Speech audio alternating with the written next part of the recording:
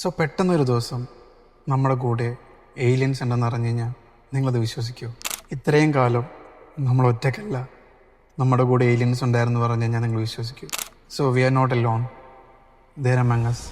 All of this is true.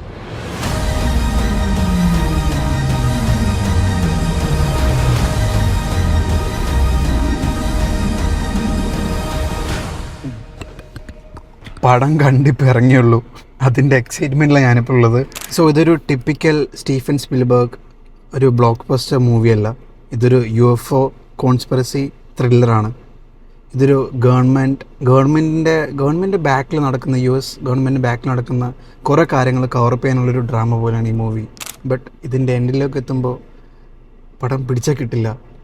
അതൊരു at some point ഞാൻ movie കഴിഞ്ഞപ്പോൾ ഞാൻ വിചാരിച്ച ഇതൊരു ഡോക്യുമെൻ്ററി കൈൻഡ് ഓഫ് സ്റ്റേജിലേക്ക് പോയി.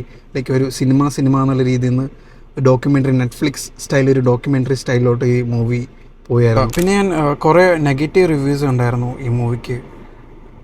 എനിക്ക് തോന്നുന്നു ഇതൊരു മാർക്കറ്റിംഗ് ജീനിയസ് ആയിരുന്നു ഈ മൂവി.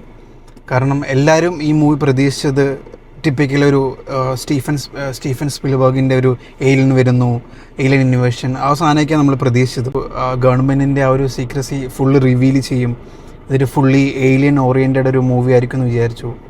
പക്ഷേ ഇതൊരു പക്കാ ഡ്രാമ, പക്കാ ക്ലാസിക്കൽ ഒരു മൂവിയാണ്. ടുവേർഡ്സ് ദ എൻഡിലാണ് ഇത് ഫുള്ളി ഫ്ലിപ്പായത്. കാരണം ഇതിൽ ഇൻ്റർവെല്ലില്ല, ഈ മൂവിക്ക് ഇൻ്റർവെല്ലില്ല. 2.5 hours പോയതറിഞ്ഞിട്ടില്ല. ഭയങ്കര ഹുക്ഡായിരുന്നു ഈ മൂവിയിൽ. സോ ഈ മൂവിയുടെ ഡയറക്ഷൻ, മ്യൂസിക്, ക്യാമറ, റൈറ്റിംഗ് എല്ലാം പഴയ OG ടീംസാണ്. അവരിപ്പോഴും വന്നിട്ട് തെളിയിച്ചിരിക്കുകയാണ് നമ്മളെ കൊണ്ട് പറ്റും എന്നുള്ളൊരു സാധനം. വളരെ വളരെ ഈസി ആയിട്ടാണ് ഷോട്ട്സൊക്കെ ഉണ്ടായിരുന്നത്. ക്യാമറ വർക്കായാലും വളരെ ഇമ്പോർട്ടൻ്റ്. ഞാൻ പറഞ്ഞ പോലെ തന്നെ മൂവി കുറച്ച് സ്ലോ ബേൺ ആണ്, അതുകൊണ്ട് തന്നെ ഇൻ്റർവെൽ ഉണ്ടായിരുന്നില്ല.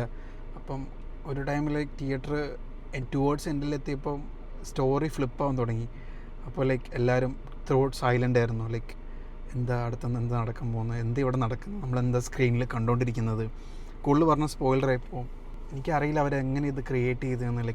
AI ആണ്, ബട്ട് ഭയങ്കര റിയലിസ്റ്റിക് ആയിരുന്നു.